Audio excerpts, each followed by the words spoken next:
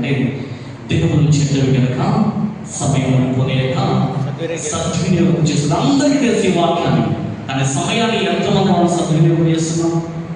డబ్బు సంపాదించడం అంటే అయ్యా నా దగ్గర ధనం లేదంటే అయితే వెళ్ళి మొదటిగా గేలపైను వచ్చిన చేపని చీల్చితే అక్కడ ఒక షెకెల్ ఉంటుంది దాని పొట్టలో, దాని నీకులు నాకులను పన్నుగా చెల్లించమని దేవుడికి సెలవిచ్చినాడు. అయితే దేవుని యొక్క కార్యము జరగడానికి ఒక సృష్టి, ఒక చేప తన ప్రాణాన్ని సహితము లెక్క చేయకుండా దేవుని నామాన్ని కనపరచడానికి తన ప్రాణాన్ని పరంగా పెట్టింది. మరి నీవు నేను మన సమయాన్ని ఇస్తున్నామా? మన ప్రత్యేకతను ఇస్తున్నామా?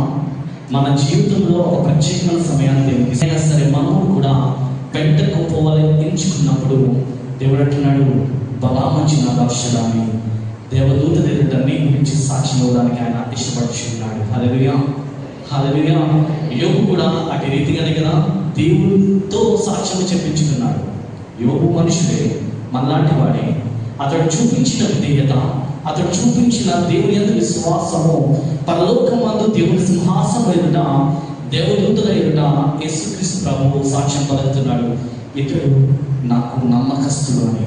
మరి ఆ సాక్ష్యము దేవుని చేత నీకు పలుకబడాలని ఆశ లేదా? పరలోకం వెళ్ళాలని ఆ ధవళ సింహాసనమును, ఆ రత్న సింహాసనమును, ప్రభువు ప్రభువు రాజుల రాజునైన ఆ ప్రభువు ఎదుటను 20 నలుగుల పెద్ద నిలవబడాలి అని నాకు యాత్రను తప్పించుకొని ఈ భూలోకం నుండి నిందలు, అవమానాలు, కన్నీరు, శ్రమ ఇవన్నీ తప్పించుకుని నిత్యము సంతోషము, ఆర్భాటము, ఆరాధన, స్తుతి ఇవన్నీ ఉన్నటువంటి పరలోక రాజ్యం వెళ్ళాలని ఎవరికి ఆశ ఉండదు? అందరికీ ఆశ ఉంటుంది. దేవుడు అంటున్నాడు, మిమ్మల్ని విలువ పెట్టి నేను కొనుక్కొని ఉన్నా. ఏమిటా విలువ? ఆయన ప్రాణం, ఆయన ప్రాణాన్ని పెట్టుకొని ఉన్నాడు.